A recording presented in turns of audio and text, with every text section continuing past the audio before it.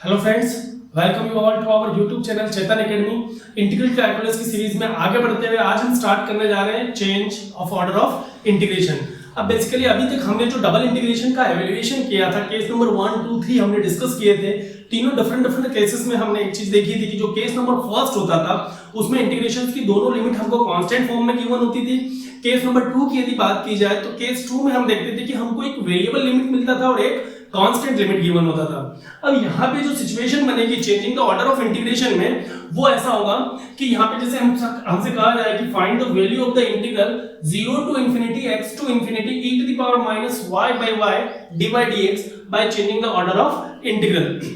हमको यहाँ पर करना क्या होता है कि अब हमें जैसे दो लिमिट दी गई है ना, तो यहाँ पे लिखा है कि x की लिमिट कौन सी है, y की लिमिट कौन सी है, पर बाय डिफॉल्ट हम ये चीज पहले से डिस्कस करते आ रहे हैं कि यदि इंटीग्रल में x वेरिएबल आया है, मतलब x वेरिएबल आया है तो वो लिमिट हमेशा y के लिए होती है, तो रिमेनिंग जो है वो x की लिमिट होगी। यदि इंटीग्रल की लिमिट में वेरिएबल y अपीयर होता तो y जो है वो x की लिमिट कहलाती। x को हमेशा y की टर्म्स में लिखा जाता है, y को हमेशा x की टर्म्स में लिखा जाता है। एक चीज, एक लॉजिक, एक कंसेप्ट हम पहले भी सीखते आए हैं कि हम हमेशा पहले वेरिएबल लिमिट को सॉल्व करते हैं, फिर हम कांस्टेंट लिमिट को सॉल्व करते हैं। यहाँ पे आपको दिया है dy dx, मतलब हमें इंटीग्रेशन के ऑर्डर को बदलना होता है। बेसिकली करना क्या है यहाँ पे कि जो हमको कहा गया है कि पहले आप y के लिए इंटीग्रेशन करें फिर x के लिए, हमें इंटीग्रेशन के ऑर्डर को बदल के इस इंटीग्रेशन को सॉल्व करना है। बेसिकली ये किया क्यों जाता है, कई बार इंटीग्रेशन का फॉर्मेशन हमको ऐसा देखने को मिलता है, लिमिट्स का फॉर्म जो इतना कॉम्प्लिकेटेड होता है कि उस लिमिट के लिए दिए गए इंटीग्रेशन को, दिए गए फंक्शन को इंटीग्रेट करना हमारे लिए काफी मुश्किल होता है। तो उसका ऑर्डर चेंज करने के बाद इंटीग्रेशन का जो फॉर्म दिखता है वो काफी इजी हो जाता है और हम बड़ी आसानी से ऐसे इंटीग्रेशंस को सॉल्व कर लेते हैं। यदि हम इंटीग्रेशन के ऑर्डर को चेंज भी कर देंगे तो भी इंटीग्रेशन की वैल्यू में कोई डिफरेंस जो है वो नहीं आएगा, आंसर हमेशा सेम होता है, हम चाहे पहले y के रेस्पेक्ट में करें चाहे x के रेस्पेक्ट में करें। अब यहाँ पे जो है लिमिट जो है, यदि हम ऑर्डर चेंज करेंगे तो जो इंटीग्रेशन की लिमिट है डेफिनेटली वो भी जो है वो चेंज हो जाएगी कि भाई पहले आप y के रेस्पेक्ट में इंटीग्रेशन कर रहे हैं तो लिमिट जो है x की थी, अब यदि आप इंटीग्रेशन का ऑर्डर बदल के पहले चाहते हैं x के रेस्पेक्ट में इंटीग्रेशन करना तो x को वेरिएबल लिमिट के फॉर्म में लाना पड़ेगा, मतलब x की लिमिट को y की टर्म में लाना पड़ेगा। ये सब कैसे होगा, हम उसका प्रॉपर ग्राफ बनाएंगे, उसका पूरा यहाँ पे कर्व का ट्रेसिंग करेंगे और देखेंगे कि कर्व में स्ट्रिप जो है पैरेलल टू y एक्सिस है या पैरेलल टू x एक्सिस है। पहले ओरिजिनल लिमिट्स को या ओरिजिनल इंटीग्रेशन के लिए हम देखेंगे कि ग्राफ हमारा क्या बनता है और फिर उसका ऑर्डर बदलने के बाद हम देखेंगे कि स्ट्रिप को चेंज करके हमारा जो लिमिट्स है वो किस फॉर्म में जाता है। तो बेसिकली कई बार कन्वीनियंस हमको मिल जाता है इंटीग्रेशन के ऑर्डर को चेंज करके उस इंटीग्रेशन को सॉल्व करना, इसलिए ये मेथड भी एवेल्युएशन ऑफ डबल इंटीग्रेशन का एक बहुत इंपॉर्टेंट पार्ट है, जिसके माध्यम से हम बड़ी आसानी से कई बार इंटीग्रेशन के ऑर्डर को बदल के उसका लिमिट सिंपलीफाई करके सिंपल फॉर्म में लाके इंटीग्रेशन को बड़ी आसानी से सॉल्व कर सकते हैं। तो लेते हैं फर्स्ट एग्जांपल। हमको यहाँ पे कहा गया है कि 0 to infinity x to infinity e to the power minus y by y dy dx। अब देखिए यदि हम इसको समझे थोड़ा सा तो इंटीग्रेशन की लिमिट्स हम यहाँ अच्छे से जानते हैं कि यदि यहाँ पे x दिया है, यदि वेरिएबल x है तो स्वाभाविक सी बात है वो लिमिट y की होती है और रिमेनिंग जो है आपकी x की है। अब यदि आपको y की लिमिट x के फॉर्म में दी है, मतलब y की हमको वेरिएबल लिमिट गिवन है, मतलब ये तय है कि पहला इंटीग्रेशन हमेशा y के लिए होगा, इसलिए यहाँ पे dy पहले ही लिखा हुआ है। अब हमको जो ओरिजिनल लिमिट्स हैं, जब हम एग्जाम में इक्वेशन इस प्रकार के सॉल्व करते हैं तो हमको सबसे पहले क्या लिखना होता है कि जो लिमिट्स आपको गिवन है पहले वो लिमिट्स आप लिखें कि वी हैव गिवन दैट, जो लिमिट्स हमको गिवन है we have given that x is equal to 0, x is equal to infinity, y is equal to x and y is equal to infinity। अब इस reason को हमको trace out करना है। यदि हम यहाँ पे इस रीजन को ड्रॉ करें तो देखिए हमें क्या देखने को मिलेगा, x एक्सिस, y एक्सिस। अब x is equal to 0 हम अच्छे से जानते हैं कि जो हमारा y एक्सिस होता है पूरे y प्लेन पे आपका x जो है वो 0 होता है, तो ये हो गया हमारा x is equal to 0। अब यदि हम बात करें x is equal to infinity, तो x is equal to infinity का मतलब क्या होता है, ये हमारा x is equal to 0 and then x is equal to infinity। x is equal to infinity का मतलब होता है कि ऐसी लाइन जो पैरेलल टू y एक्सिस हो, और कहां पैरेलल टू y एक्सिस एक ऐसी स्ट्रेट लाइन जो x is equal to infinity पे बनाई जाए। तो वो तो ऐसा बेसिकली देखा जाए तो हम ट्रेस आउट नहीं कर पाएंगे, क्योंकि इनफाइनाइट पॉइंट x एक्सिस पे ढूंढना हमारे लिए कठिन होता है। अब यदि हमसे कहा जाता है कि आप x इज इक्वल टू 1 के लिए लाइन बनाओ, तो x is equal to 1 point पे हमारे लिए लाइन को ट्रेस आउट करना आसान था। सपोज ये 1 पॉइंट है, तो यहाँ पे हम y एक्सिस के पैरेलल एक लाइन दे देते हैं जिसको हम कहते हैं x is equal to 1, but here we have to trace out x is equal to infinity. तो प्रैक्टिकली ये संभव नहीं। हम मान के चलेंगे कि लाइन जहां एंड होती है वहां पे y एक्सिस के पैरेलल एक लाइन बना दी जाए। अब दूसरा हमको दिया है y is equal to infinity, तो y is equal to infinity का मतलब क्या, हम ये जानते हैं कि y इज इक्वल टू 1 जो है वो x एक्सिस के parallel y is equal to 1 point पे यदि हम इस प्रकार से एक लाइन बनाते हैं तो ये लाइन हमारी कहलाती है y is equal to 1, but यहां में बनाना है y is equal to infinity, मतलब y एक्सिस पे इनफाइनाइट पॉइंट पे ऐसी स्ट्रेट लाइन जो x एक्सिस के पैरेलल हो। तो प्रैक्टिकली ये भी हमारे लिए बनाना पॉसिबल नहीं है, पर हम इमेजिनेशन ये ले सकते हैं कि कहीं ना कहीं एंड पॉइंट पर एक ऐसी स्ट्रेट लाइन जो x एक्सिस के पैरेलल हो, y is equal to infinity. तो ये दो लाइंस का कांसेप्ट हमने सीखा। अब यहाँ पे एक और आता है हमारे पास y is equal to x। तो y is equal to x बहुत सिंपल और स्टैंडर्ड टाइप की स्ट्रेट लाइन को रिप्रेजेंट करता है, मतलब एक ऐसी स्ट्रेट लाइन जो ओरिजिन से पास होकर जाए और दोनों एक्सिस को बिल्कुल बीच में से निकल के जाए, ठीक है ना। तो यहाँ पे ये जो स्ट्रेट लाइन होती है इसको हम कहते हैं y is equal to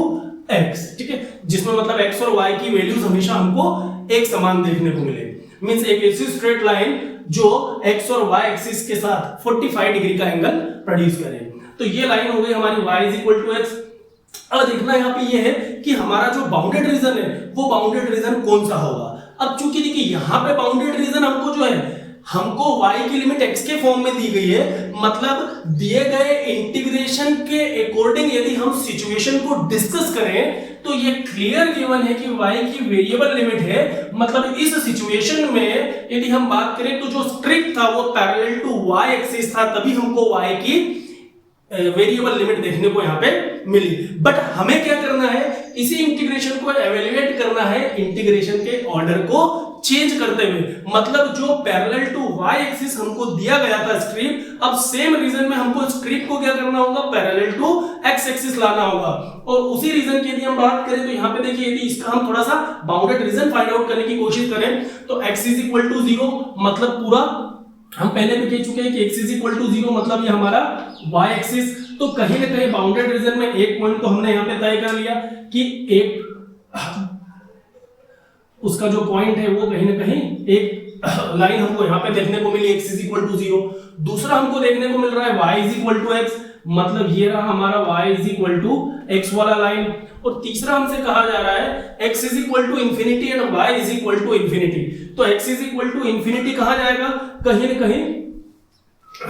infinite की तरफ एक ऐसी लाइन जो पैरेलल टू y एक्सिस, और y is equal to infinity मतलब y एक्सिस का इनफाइनाइट पॉइंट जहां आपको पैरेलल टू x एक्सिस देखने को मिले। तो देखिए रीजन जो है कहीं ना कहीं इनफाइनाइट की तरफ, तो x भी इन्फिनिटी की तरफ जा रहा है, y भी इन्फिनिटी की तरफ जा रहा है, मतलब कहीं ना कहीं ये जो है हमारा एक रीजन जो है वो बन रहा है यहाँ पे, ठीक है। अब ये रीजन क्यों नहीं होगा नीचे का रीजन इसलिए नहीं होगा क्योंकि उसमें x इज इक्वल टू 0 जो है लाइन हमारी कवर नहीं होती। मतलब हमें वो रीजन ढूंढना है जिसमें ये लाइन भी कवर हो जाए, x इज इक्वल टू 0 भी कवर हो जाए और x is equal to infinity and y is equal to infinity वाली लाइंस भी कवर हो जाए। तो कहीं ना कहीं हमको इस प्रकार का एक रीजन जो है वो देखने को मिल जाएगा। तो इस प्रकार हमने बाउंडेड रीजन यहाँ पे देखा। अब यहाँ पे यदि आप स्ट्रिप को इस प्रकार से लेते तो आप ये कह सकते थे, देखिए यदि हम स्ट्रिप को करंट सिचुएशन में इस प्रकार से लेते तो हमें ये बहुत अच्छे से समझ में आ रहा है। यहाँ पे यदि आप लिमिट्स को देखेंगे तो इस बाउंडेड रीजन में x कहां से शुरू हुआ, 0 से स्टार्ट हुआ, कहां तक जा रहा है, जहां तक y is equal to x जा रहा है, और कहां तक एंड पॉइंट तक, मतलब x जो है आपको डेफिनेटली 0 टू इंफिनिटी की तरफ लेकर जाता। अब यदि हम y की लिमिट्स की बात करते तो y की लिमिट कर्व टू कर्व चलेगी, strip parallel to y axis. तो देखो स्ट्रिप का निचला हिस्सा कहां टच हुआ, y is equal to x पे, तो y x से चलना स्टार्ट हुआ और कहां तक जा रहा है, स्ट्रिप जो है y is equal to infinity की तरफ जा रहा है, मतलब y is equal to infinity पर हम उसको लेकर आ जाते हैं। तो इस प्रकार ये वो सिचुएशन है जो क्वेश्चन में हमको डिफाइन किया गया है। तो सबसे पहले हमने उसके लिए बाउंडेड रीजन फाइंड आउट किया। अब इसको सॉल्व करने का तरीका हमारे पास ये रहेगा कि हमें इसका ऑर्डर बदलना है। ऑर्डर बदलना है मतलब हमको सेम बाउंडेड रीजन में, इस सेम बाउंडेड रीजन में हमें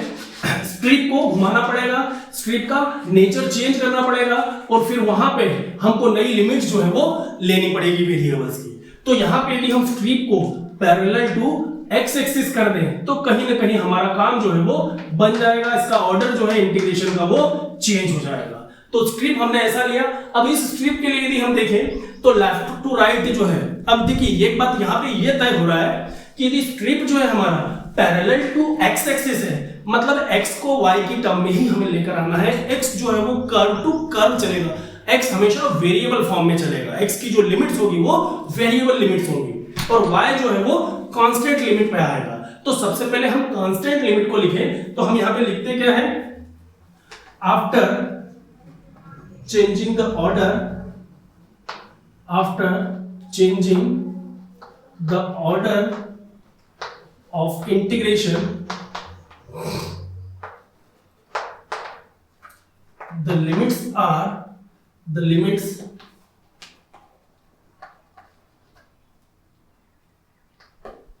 of bounded region, the limits of bounded region are, अब bounded region की जो लिमिट्स है वो देखें तो x तो चूंकि strip parallel to x axis है इसलिए x की तो वेरिएबल लिमिट, y की कांस्टेंट लिमिट आएगी और y जो है पूरे बाउंडेड रीजन में 0 से शुरू हुआ और कहां तक चल रहा है, ऊपर इनफाइनाइट तक चल रहा है। तो y approaches to 0 to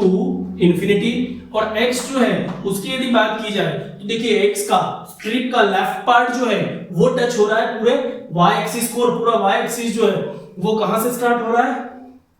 x is equal to 0 से। तो x की बात की जाए तो x आपका जो है वो 0 से स्टार्ट हुआ, x 0 से स्टार्ट हुआ और कहां तक चल रहा है, पूरे y का x 0 होता है तो x 0 से स्टार्ट हुआ और जा रहा है स्ट्रेट लाइन पे जहां x की पोजीशन हर बार चेंज हो रही है और ये straight line y is equal to x है। यहां से यदि हम x की वैल्यू निकालें तो x is equal to y मिल जाएगा। तो यहां हम x is equal to y तक चले। तो ये जो इंटीग्रेशन की लिमिट थी ये before changing the order, after changing the order हमको इंटीग्रेशन की नई लिमिट्स जो है वो मिल चुकी है। मतलब हम ये कह सकते हैं कि therefore integration x is equal to 0 to infinity y is equal to x to infinity e to the power minus y upon y dy dx is now equals to y is equal to 0 to infinity x is equal to 0 to y e to the power minus y upon y dx dy। देखिए difference समझ में आया, ये हमको दिया था find out करना है कि ऑर्डर चेंज करें, हमने ऑर्डर तो बदला, x is equal to 0 to infinity था, y is equal to 0 to infinity रखा, y is equal to x to infinity था, x is equal to 0 to y हुआ। फंक्शन हमारा सेम रहेगा, हम dy dx पहले था, चेंज हुआ तो dx dy हुआ। अब इसको सिंपलीफाई करना है, हमारा काम बन जाएगा। तो देखिए सबसे पहले x के रिस्पेक्ट में इंटीग्रेशन करना है, y को कांस्टेंट मानना है, तो पूरा जो हमारा फंक्शन है e power minus y upon y, ये चूंकि कांस्टेंट इसलिए इसको हम बाहर कर सकते हैं। तो y is equal to 0 to infinity e to the power minus y upon y, ये हमारा कांस्टेंट फंक्शन होने के कारण x के इंटीग्रेशन से बाहर हुआ तो x is equal to 0 to y, यहाँ हमारे पास बचा 1 dx एंड देन हम इसको इंटीग्रेट करेंगे y के लिए।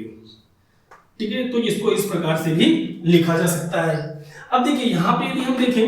y is equal to 0 to infinity e power minus y